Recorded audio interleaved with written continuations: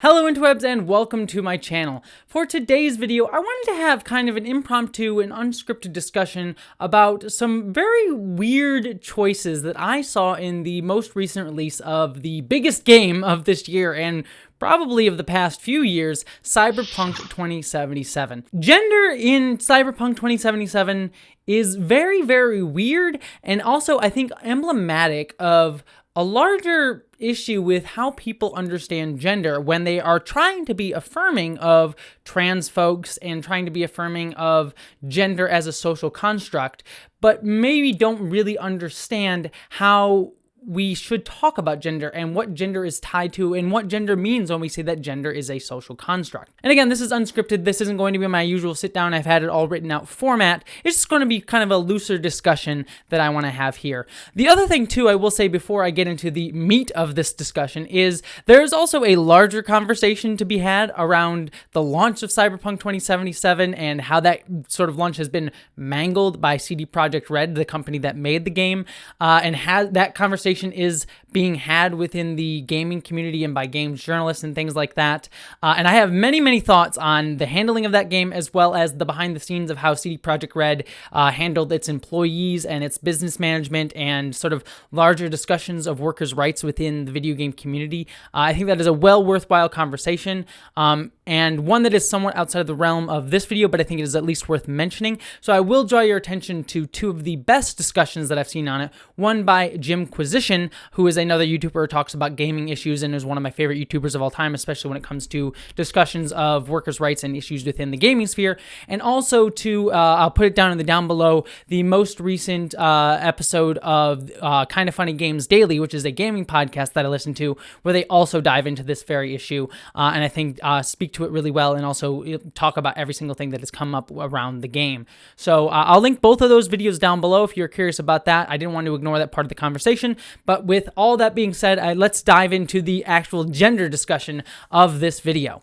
So one of the things when you play Cyberpunk 2077 is you get a character creator screen. Character creator screens in video games are something that are going back to some of the early parts of RPGs where we all get to create a character. Often you get to select your gender, and up until very recently, it's usually been male or female. You can pick to be a boy or girl in the story, and that's really about the only selection you get when it comes to gender. Yes, sometimes in games like Skyrim and Mass Effect, you get to sort of select how your character looks, but when it comes to gender, you're really just picking male, female, and that gives you, if you pick male, you play with a character who presumably has a penis, that has that sort of male genitalia, has, a flat chest and more masculine voice, things like that, because that's what we've ascribed to the male gender throughout history, and that's sort of how we've seen the male gender.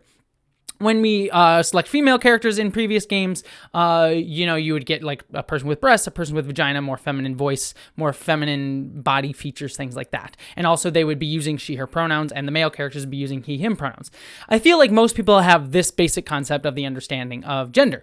I will say that sort of character selection has been a big part of transgender people's exploration of gender, especially when they're younger. For me personally, as a trans person who was seen as a boy, I often played as female characters in games as a way to explore different facets and sides of myself that I wouldn't get to explore in my daily life. I got to be treated as a girl within the world of, say, Mass Effect, for example, instead of being seen as a boy within that world. And it was a way for me to explore my sense of self and my sense of gender. So video games in many ways have always had that sort of gender discussion sort of inherently baked into them and what they allow us to play with and what they allow us to have agency in terms of how we present ourselves within these fictional worlds. But within Cyberpunk 2077, this is a video game world where it's all about modification, body modification. It's Cyberpunk. You can augment yourself. You can, give yourself arm attachments and upgrades and make yourself faster or smarter or, upgrade yourself technologically. And the character creator in many ways reflects this in that they allowed for, and CD Projekt Red spoke about this like several years before the game came out, more optimization when it comes to gender. And the three main ones that they give you in terms of this optimization are body type. You can choose a male body type and a female body type. What this generally means is female body type is curvier, you have breasts, and that's generally the main part of it. Male body type, you obviously flat chest, no breasts, and you sort of have a more musculature, more angled, sharper defined a body. The other one that you have is genitalia. You can either choose to have a vagina or a penis. And, no discussion of, intersex, genitals, things like that, just vagina and penis. That's the options that you are presented with in that game. And then the third option is vocal choice. You can choose to have a more masculine, deeper voice and a more higher-pitched feminine voice to sort of use stereotypical versions to sort of highlight that. So those are the three things you can choose: body type, genitals, and voice. And I really appreciated this when I first heard about that this was going to be a thing within the game, because that kind of fits, number one, with the cyberpunk world where we can body alter ourselves, we can change whatever things, we can kind of mix and match, do whatever. But it also kind of matched what trans people have always felt about ourselves. I've talked numerous times about on this channel that trans bodies, and really anybody's bodies, but we talk about it as trans people's, anybody's bodies can be anything they want it to be. There are trans people who are, trans women who wish to be viewed as women, wish to have, breasts, things like that, but also feel comfortable with having a penis. They don't want to get gender confirmation surgery in order to have a vagina. So it's honestly cool to see a game where even if you don't really ever see or talk about your genitals at any point in the game, other than like some glitches that allow you to see it at certain points of the game, generally that doesn't really matter, but it's nice to like know that you can pick your body type to be like, look, I'm a woman with a feminine body and I have a penis. For me, playing the game, I actually have had surgery to get a vagina, so when I played the game, I chose to have a feminine body type and have a vagina. And I thought that was super interesting, and the fact that you could change your body voice as well was also super interesting to me too. I liked that you could sort of have these different elements of things. What confused me, though, with one of the choices that CD Projekt Red made, though, was that they tied the use of pronouns and the choice of gender, essentially, because of that choice, to your voice.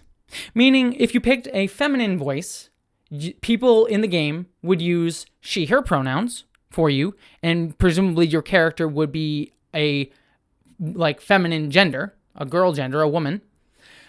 And if you chose a masculine voice, your pronouns would be used for he, him, and have more masculine features, or would be addressed as a boy throughout the entire game.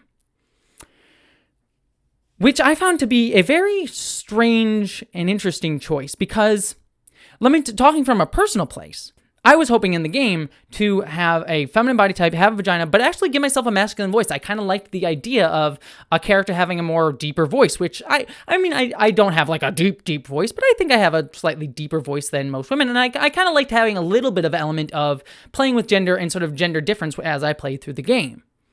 But I wanted to have she, her pronouns. And I didn't feel comfortable playing the game with everyone referring to me as a he, because I just wanted a male voice in the game. So I chose the feminine voice to play in the game. And so it just led me to really think about like how silly and weird that choice to tie pronouns to the thing is, and how I wondered why they tied it to that. And it led me to this conclusion with CD Projekt Red's choice to have pronouns and essentially how people gender you throughout the game tied to voice and pronoun usage. Because it reads to me as like CD Projekt Red understanding that like gender is a construct, right? We can have a feminine body type with a penis. We can have a masculine voice with someone who has a vagina. All this stuff is sort of, rules that society has made up, and in a cyberpunk world would start to be less meaningful and would start to be less gendered because of, just the very fact that, body modification is just much more accepted and would be less of an issue within a sort of cyberpunk, sort of world and sort of future, and sort of fits in with how we understand gender as a social construct today, that, just because you're born with certain body parts does not necessarily mean that you have to ascribe to being more girly or more masculine, that those are just sort of roles placed on people by society.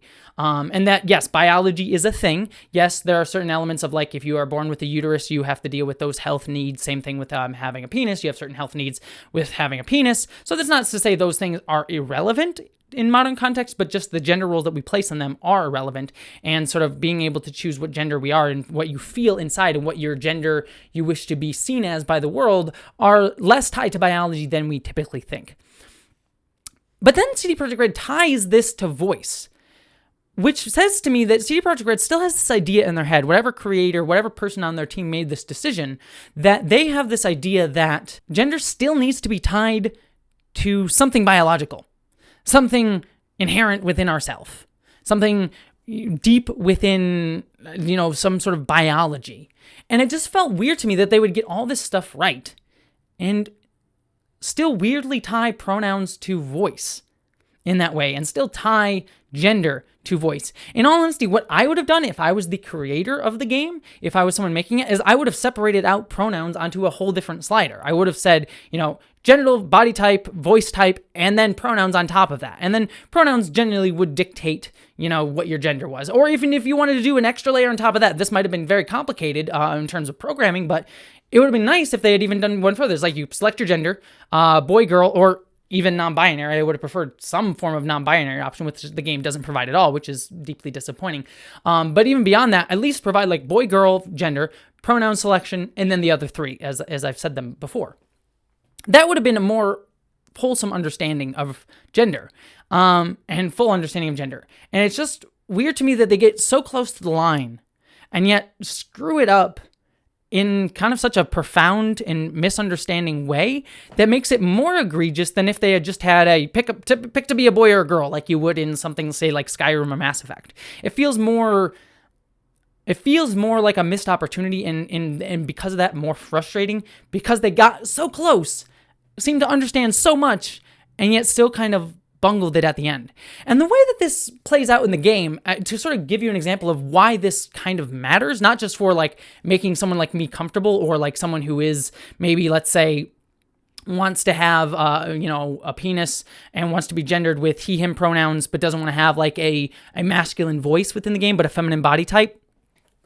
That person would feel upset at this game because they wouldn't be able to select their pronouns that they want, despite trying to be the person that they want to be portraying as physically, including their voice within the game. That matters. But it also matters, too, within the actual game itself in terms of the choices that you're given for romance options. Because the way romance options play out in the game is there are a couple things here and there with like, you can go to a strip club and things like that, but there are 4 major romance options in the game. And the way that works out in the game is that with these 4 different romances, one of the romances will only be romanceable if you have a feminine voice and a feminine body type. Another romance will only be romanceable if you have just a feminine body type. So if you have a masculine voice, it's totally fine. Then you also have another romance that's kind of the opposite of that. You have a romance who will only date you if you have a masculine body type, and that's all the requirements that you need. And then there's another person that will only date you if you have a masculine voice and a masculine body type. Which is even weirder to me. Because what that kind of says within the world of the game is that this person is only attracted to you because of your vocal choices. Like, they're like, oh, whatever genitals you have, I don't care about. I only care about the fact that you look like you have a certain body type and your voice is higher pitched. Or, you pick a certain gender, which is weird to me because I honestly would feel that the bigger hangup would be what genitals you have. Now, I've talked about before that, there are people that are attracted to people with a feminine body type who have a penis. That is a thing that some people are attracted to, or people are attracted to people regardless of whether they have a penis or vagina. They just need to have a feminine body type or a masculine body type. That makes perfect sense to me. I feel like people would have more of a hang up with like, I like feminine body type, but I'm not cool with vaginas, or I'm not cool with having a penis. With my partner having a penis. Like, that would be the bigger barrier, and something I would understand. I would by no means say that someone has to be attracted to someone with a penis, regardless of their body type. I just don't ask that you be transphobic and say like, oh, gross, it's weird and you're strange. But I understand the desire to be like, hey, I don't have this attraction to this certain anatomical part of a body. That's a fine thing to say about your own attraction. We're all allowed to have our own feelings and attractions to different body types, as long as you're not ascribing value to that person based on your attraction. So just because I'm not attracted to you does not mean that you are less valuable or your body is weird in some way. That's the only thing that I would ask, but I understand people's levels of attraction. But the game isn't tying anything to genital preference, which to me would, again, be the bigger hangup. It's saying that someone's like, oh, you have the right body type, and I don't care about your genitals, but your deep voice, that bothers me. Or your feminine voice, that bothers me. Which is it's just weird. And because of that, the way that is presented is just weird. And again, I think misunderstanding how attraction works and how gender works and how we are trying to understand gender as a social construct.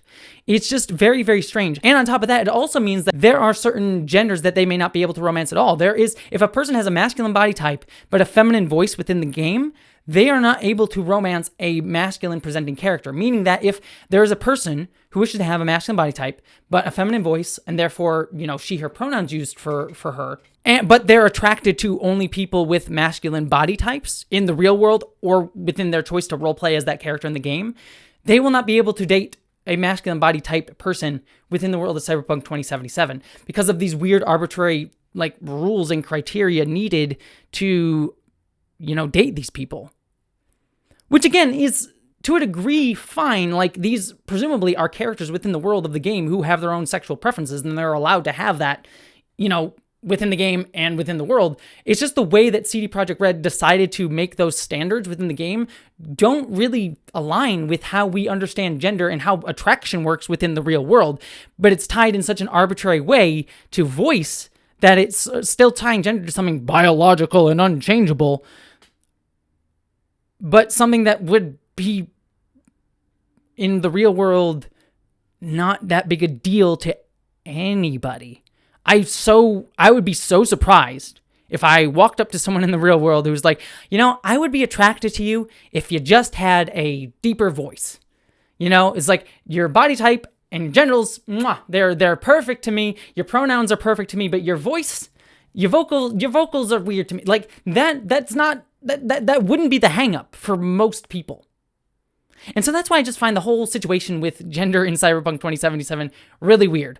And I know this has been a long rant and kind of a little bit rambly, and I know people have probably discussed this more succinctly elsewhere, but I just had feelings on it that I kind of wanted to share because it kind of got my head rolling about the complexities of how Cyberpunk presents gender and how it kind of gets very messy and I think misconstrues and misunderstands the point and how gender should be discussed. So yeah, that's my discussion of Cyberpunk 2077 and gender within Cyberpunk 2077. I hope that you found it intriguing and interesting. Thank you so much for watching. Don't forget to subscribe. Don't forget to leave me comments. I'd love to hear your thoughts about how gender presented in Cyberpunk 2077. And don't forget I have a Patreon where you can help support me do more rambly things like this. Obviously, I need a script because I can't even do my pitches at the end. But thank you so much for watching. I hope that you, as always, live long and prosper. Thank you to all of my patrons this month, but especially Amanda Ronye Idanya, Catherine Lambeth, Ashley Ellen Bokikio, Miranda Janelle, Eli Bergmoss, Ashlyn Solstice, Michael D., Greg Gillum, Stephen Kleinard, Ulysses the Pagan, Randy Thompson, Munir Amlani, Chamomile T., Stephen Schuhart, Wellington Marcus, Boyd and Mary Beth Earl, Wayne Twitchell, Ish the Mad, Buttoneer, Roar, Christina Dalliance, Dominic Noble, John Steele, Michael Beam. She sells seashells by the seashore of Bajor.